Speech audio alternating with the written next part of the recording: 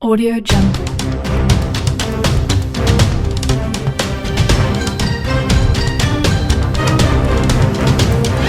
Audio Jungle.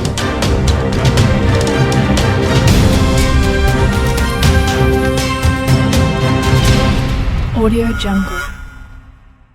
The army is to make cuts to its infantry, its main body of fighting troops, in a move that critics fear will leave the UK unable to fight lengthy military campaigns.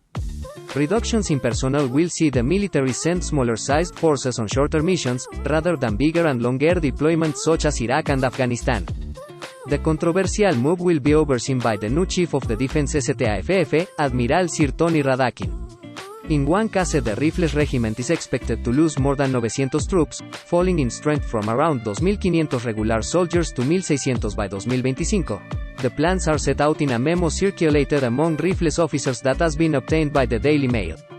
The proposals are yet to be confirmed but, if approved, could see the infantry shrink by as much as one regular soldier in 3, from around 16,500 to 11,000. These full-time troops would either be reassigned to more specialist units or not replaced after retiring or accepting voluntary redundancy packages. No sackings are anticipated. Last night the Ministry of Defense said details of plans for the infantry's reorganization would be submitted to ministers later this autumn and final decisions would then be made public. The Rifles officer who wrote the memo urged colleagues to be cautious in its contents. He said, "The commanding officer has passed on information of interest to you all.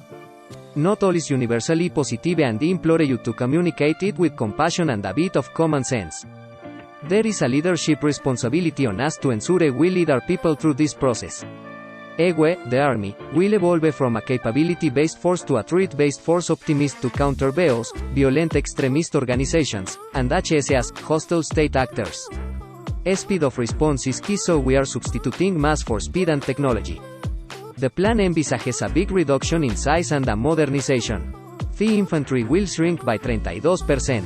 The Rifles will lose 921 troops by 2025, which is a very short timeline. Regimentally this is a huge challenge. The organization of the Army's 30 full-time infantry battalions will also be overhauled, with 7 divisions of infantry shrinking to 4. Each of these divisions will be aligned to a battalion from the Army's new 120 Libras Million Overseas Training Force known as the Rangers. The mil-strong unit will train, advise and accompany indigenous troops in high-risk states, with Somalia mooted as its first deployment later this year. While he backs the creation of the Rangers, Tory MP Tobias Elwood, chairman of the Commons Defense Committee, last night urged the MOD to rate on resilience in our conventional capability and to protect the infantry. He added, "This is based on wider complex threats that loom over the horizon, such as Russia and China, and our recent experience in tackling COVID and the Afghan evacuation. Troop numbers need to be maintained." Defense sources insisted last night that the Army is still committed to retaining 72,500 troops overall, a reduction from 82,000 confirmed in this year's integrated review. Last night an Army spokesman said, "Plans for structural reform are not yet finalized, so speculation is unhelpful. Detailed plans will be submitted to ministers later this autumn."